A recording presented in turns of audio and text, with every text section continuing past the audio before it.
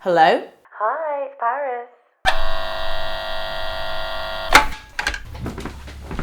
Welcome to The Goal is to Eat, the talk show where visionaries in the world of taste share what it means to feel full. Today, the incomparable chef Paris Rosina, host of the Supper Club Come to My House, I'll Make You Fat, and creator of Suet Mansion, sits on the Togo.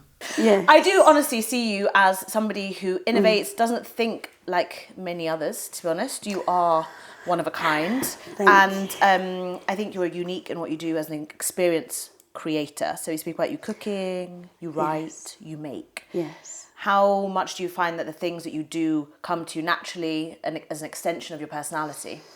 I think that I'm quite lucky, and let's say the brand of Paris Rosina has come quite naturally. Yeah.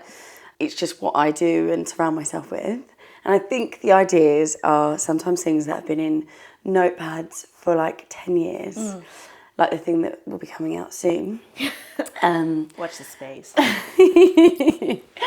And I believe that sometimes it's not their time, and it's just like you're waiting on them. Also, like getting a bit older, having a bit more money. Wisdom. And wisdom, of course. But I just am a ponderer, like a daydream.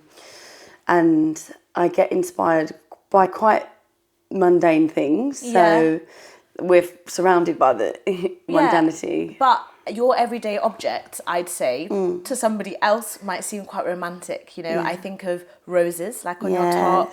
I think of pies. I think of pastry. I think of prawns. Think of the colour pink. Think of your collection of animal-shaped jugs and all your eccentric cooking accessories and home objects, homeware. Why do you have these motifs? Like, what is it that pushes you to have them around you? I think that I just really believe in surrounding yourself with everything that you love. Yeah. And I like a lot. I eat for comfort. I eat for nutrients, but I also eat for comfort. Yeah. I think it's like the most accessible way of finding joy day to day. And dumplings, pies, the roses, Rosina. But I also worked in Tuscany for a few weeks, like in 2022. Yeah. And cooked for a floristry course. Okay. It's where I met one of my best friends. Amazing. Who often does flowers for the pop-up. Yeah.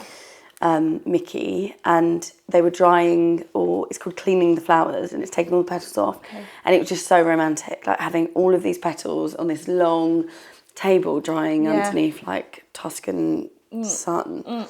Spectacular. It was amazing. So I have a large collection, and it's also something that, you know, it's beautiful and you get to keep it and see. I think there's a beauty in watching something age and dry up, and transition into something else. It's like it's not finished yet. It's still got some beauty in it. You take things that could seem everyday and do elevate them, and you do have that magic touch, I think. You know, I remember I once brought you Tesco flowers and then roses, and then you arranged them so beautifully in your kind of vintage silverware. And suddenly I was like, wow, this is a whole other thing. Like, what is it that makes you want to do that?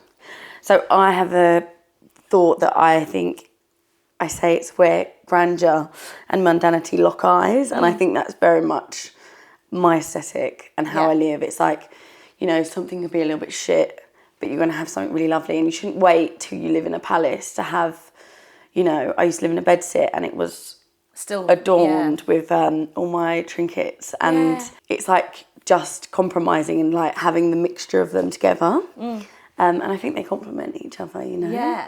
I love that. And also adornment, I think, is such a special thing. And I think, so Suet Mansion is your sort of home for your adornments, I guess, and it's kind of where you do your writing practice, your recipes every kind of week, month as they come. You do your kind of prop house and shop that's soon to maybe launch with a collection of your own items sourced and found. And also maybe a product line of textiles, maybe some hardware and accessories and objects. Why is it that you want Suet Mansion to exist in this form? What is it that drives you to create such a palace for yourself? Well, I think I want to, again, finally have the time to make these things that I've been like sitting on for many, many years. And one, it's an excuse to keep shopping. Yeah. So then I can, so I'm like, keep buying all this, like... One day, this is making me a fortune. Yeah, literally. But also it's like just, it's something that I want that I've not seen out there. Yeah. So I'm like, if it's not there, make it yourself. Yeah. That's what I believe anyway. Yeah. But I'm really excited about it. And also, you know, we came up with that name together. Yes, we did. In that, when we was in that pub and... Near Bethnal Green. Yes. You were like, what's that? What's the thing you put in the pies? And I was like, suet. Yeah. And suet is like, you know... it's the mundane. Mundane, and then mansion is the grandeur. But like, Suet Mansion is also more of a manifesto. It's not, it doesn't mean a particular place for now. Constant There's snippets. so many dreams. And it's like, no matter what your space is, that can be your Suet Mansion. And it's like about a home filled with like fat, flavour and love. And it's like, you make your space your Suet Mansion, you know? Yeah. Your inspiration, honestly, is so good. And I guess part of that and having, you know, you can make any space your Suet Mansion, and taking that kind of line, I guess that is where I think your generosity supersedes everything. You know, you are one of the most generous people I know. You are someone that will give so much time and love and energy to the people that they care about, and also is so willing to include everyone in their success and in what they're building. And I think that is very, very motivational as well for everyone to be a bit more like Paris. And as such a like wholeheartedly like loving person, how do you find that you're able to show yourself the same kind of like love and care back? What is it that you do for you? Well, I've been thinking that it's taken me a few years to start to do that, you know, to be like, I'm actually important and I don't just have to serve other people all the time. Yeah. I think it sounds a bit obvious, but like I make sure I eat a lot of whole foods and like take time to make sure that I'm fueling myself properly. Yeah. I still eat everything I want. Yeah. But there's a base of care. Yeah. And I also like to say no to things. I love to stay home at the moment. I like to hibernate. When you've built such a beautiful space for yourself. I love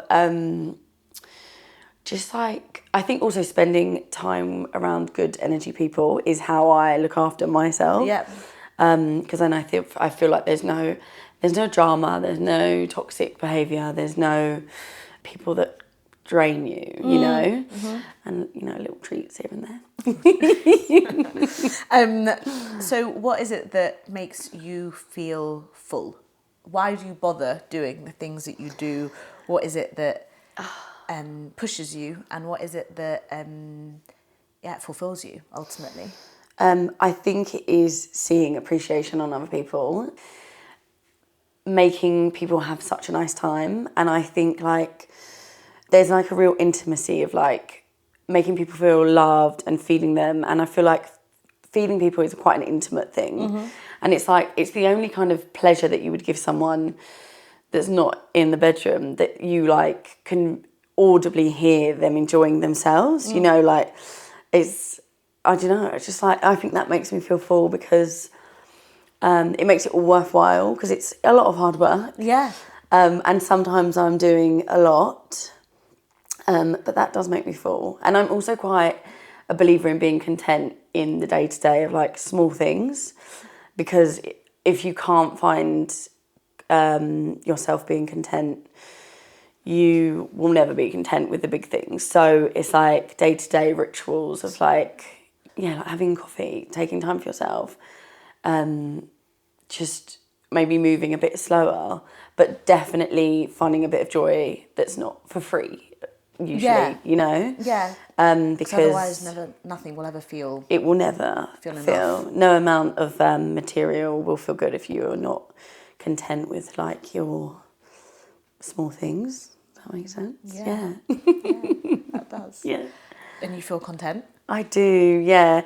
I'm always hungry for I'm driven, but I'm also very like, this is like, not to sound like a cliche, but the journey this is it. Yeah. Like you always feel like you're going to get to a stage and you'll be like, you feel like there will be a different London when you're in like, when you've achieved all this, but it's like, no, we're still in the same streets. Yeah. We're living the same lives, and it's just like that you've got to enjoy your day to day. Yeah.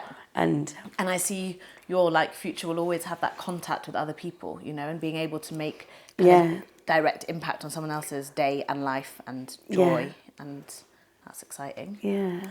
Pay attention to Suet Mansion. Pay attention to Paris. Yes, lots of things are coming.